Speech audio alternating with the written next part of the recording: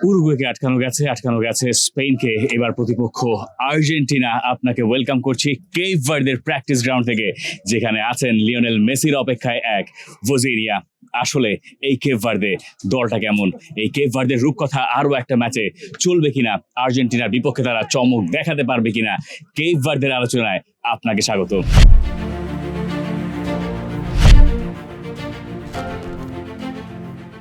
বিশ্বকাপে যে ২৬ জনের স্কোয়াড নিয়ে কেপ ভার্দে এসে, তার ভেতরে ১৪ জনের জন্মই তাদের নিজ দেশের বাইরে। একটা সময় পর্তুগালের কলোনি ছিল এই কেপ ভার্দে। ১৯৭৫ সালে স্বাধীন হওয়ার পর থেকেই নিজেদের যাত্রা শুরু।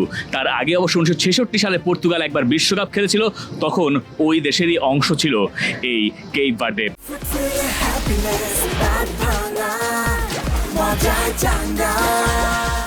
যদিও সেবার ৬৬-র বিশ্বকাপ দলে কেপ ভার্দে থেকে কোনো ফুটবলারই ছিলেন না দলে।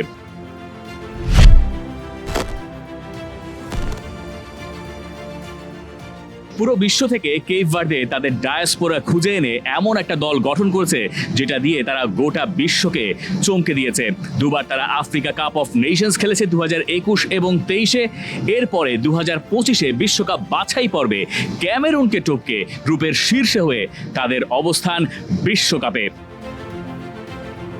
শুধুমাত্র বিশ্বকাপে এসে যে চমক লাগিয়েছে কেপ ভার্দে তা তো না, স্পেনের বিপক্ষে যে পারফরমেন্স দেখিয়েছে কেপ ভার্দে, তখনই গোটা বিশ্ব বুঝে গেছে এই দলটা আলাদা। তাদের ভেতরে একটা শক্তি আছে, এবং সেই শক্তির মূল উৎস ছিলেন এই ভোজিনিয়া, কেপ ভার্দের গোলকিপার।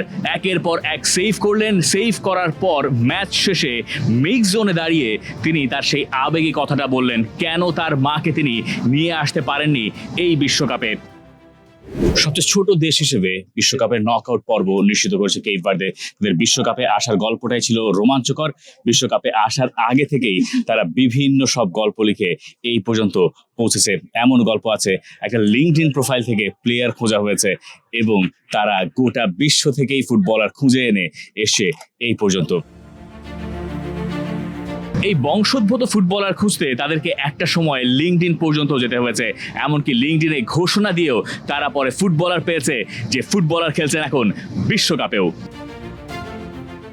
কেপ ভার্দের কোন ফুটবলারকে আপনি আলাদা করে চেনেন বা চিনতে চান?